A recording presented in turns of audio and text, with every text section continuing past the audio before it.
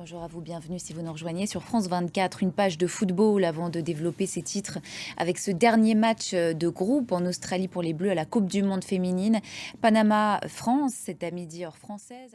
Les Bleus veulent bien sûr assurer leur qualification mais vont aussi laisser quelques-unes de leurs meilleures joueuses au repos pour cette rencontre. Oui, en tout cas, c'est ce qu'on peut supposer effectivement. Grégory Pless en direct de Sydney. Merci beaucoup à vous Grégory. Une semaine après le coup d'État au Niger, les premiers évacués ont donc posé le pied dans la nuit à l'aéroport de Roissy-Charles de Gaulle. Opération d'évacuation italienne aussi. Ce matin, une centaine de ressortissants étrangers sont arrivés à Rome. Cette question maintenant, quel avenir politique et économique dans le pays après le coup d'État? La CEDEAO n'exclut pas de recourir à la force pour rétablir l'ordre constitutionnel. Ces chefs d'état-major se réunissent d'ailleurs aujourd'hui et jusqu'à vendredi à Abuja, au Nigeria. Dimanche, l'organisation avait annoncé une série de sanctions contre le pays à effet immédiat. Le détail avec Cécile Galuccio. Et face au spectre du défaut de paiement, la junte pourrait bien parvenir à contourner les sanctions qui la menacent. On écoute à ce sujet Thierry Vircoulon, chercheur associé à l'IFRI. Un nouveau Premier ministre à la tête de la Tunisie, Ahmed Achani, ancien directeur des ressources humaines de la Banque centrale tunisienne.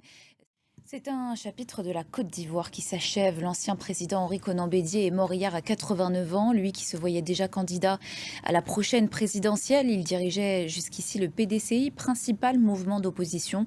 Son portrait est signé Alice Broga.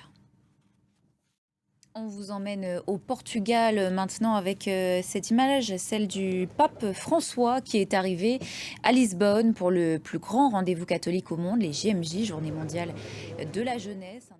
L'actualité de ces dernières heures nous emmène aussi aux États-Unis avec cette mise en accusation retentissante au pénal, la troisième pour Donald Trump. L'ancien président a été inculpé mardi pour ses tentatives d'inverser le résultat de l'élection présidentielle de 2020. C'est sans précédent pour un chef d'État, un ancien chef d'État américain, Mark Pope. L'humanité vit désormais à crédit. À compter de ce 2 août, les habitants de la planète ont consommé toutes les ressources renouvelables que la Terre peut produire en une année pour pouvoir se régénérer. C'est ce que les scientifiques appellent le jour du dépassement et c'est aujourd'hui, en août, mais dans les années 70, ce jour était prévu pour décembre. Malik Miktar. On termine ce journal avec une disparition, celle de Geneviève de Fontenay, l'ancienne dirigeante du comité Miss France.